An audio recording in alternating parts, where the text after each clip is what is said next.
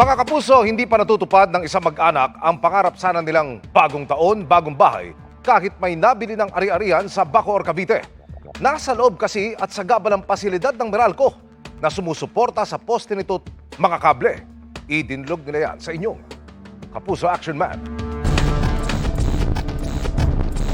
Balak na sanang maglipat ng pamilya Relingo sa kanilang dream house sa Bacoor, Cavite ngayong taon, pero ang plano mukhang mauudlot.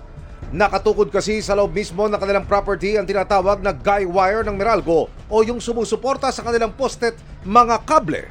Nung nabenta sa amin, hindi namin napansin kasi parang hindi naman siguro magiging problema yung pag-alis ng wire kasi nasa loob ng property namin. So, hindi makapasok yung auto dahil nasa gitna talaga siya.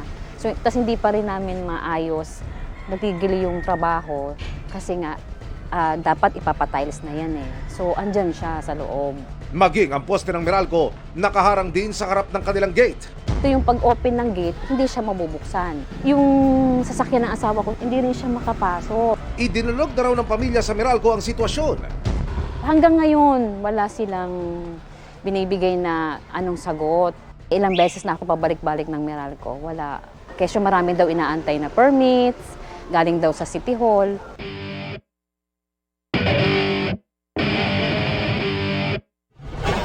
Sumangguni ang inyong Kapuso Action Man sa Meralco.